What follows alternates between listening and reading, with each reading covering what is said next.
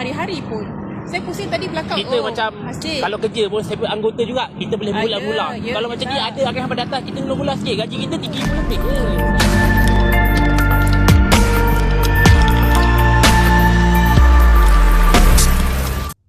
Dewan Bandaraya Kuala Lumpur DBKL mempertahankan tindakan penguat kuasanya yang mengeluarkan saman terhadap sebuah motosikal yang diparkir di kawasan larangan berhampiran Masjid KLCC ketika waktu solat Jumaat susulan penularan video dan perbincangan hangat di media sosial.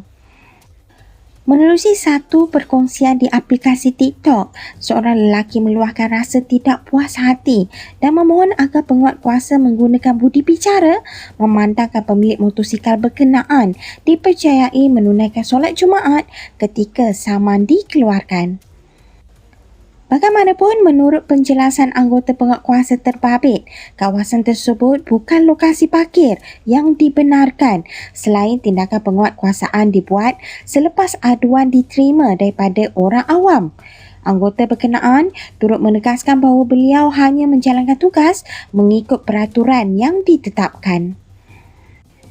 Isu tersebut mengundang pelbagai reaksi warga maya dengan sebahagian menyuarakan pandangan bahawa peraturan perlu dipatuhi tanpa mengira masa dan situasi. Manakala ada juga yang berpendapat pertimbangan wajar boleh diberikan dalam keadaan tertentu. Setakat ini, tiada kenyataan rasmi dikeluarkan oleh Dewan Bandaraya Kuala Lumpur berhubung kes berkenaan. Orang ramai bagaimanapun dinasihatkan supaya sentiasa mematuhi peraturan parkir yang ditetapkan, khususnya di kawasan tumpuan awam bagi mengelak sebarang tindakan penguatkuasaan.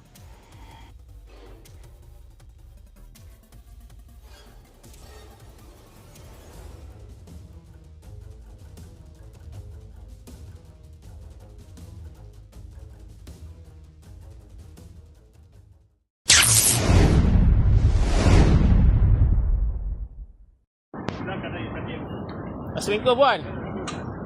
Time-time semain Jumaat ni common sense lah sikit. Takkan nak saman juga. Bagilah peluang. Betul? Kat sini Tak boleh parking. tak sabar dulu. Tapi kita negara Islam perlembagaan. Bagilah chance sikit. Saya tak cakap okey, lagi. alhamdulillah. Jangan nak marah-marah. Tak marah kita cakap. Ini parking untuk GrabFood. Saya dapat aduan yang Grab tak parking. Tak boleh.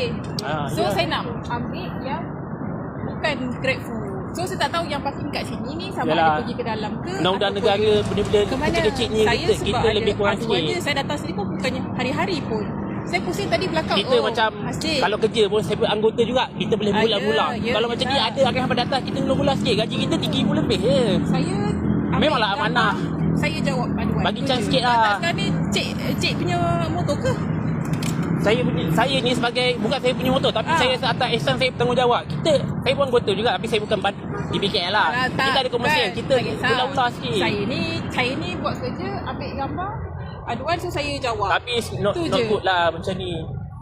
Macam orang kata budi pekerti, budi bicara. Kita sebagai anggota, kita ada komersial sikit. Saya ambil hari-hari pun, Hari Jumaat ni. Bukan motor saya, tapi kita antara dapat ihsan lah. Contoh kita pun di kerja pun kita ada culas juga. Benda lain kita boleh culas. Benda macam ni alah culas sikit. Kita gaji RM3,000 lebih lagi pun. Lepas tu nanti saya jawab kat situ atas cara je lah. Tak payah jawab wadah lah. Kita anggota. Kita ada pailang kita yang tersendiri. Apa saya ambil sini je lah. Ambil yang berkenaan je lah. Yang belakang-belakang tu saya lalu pun tadi kalau ikutkan banyak je, tapi saya pun tak ambil. Tapi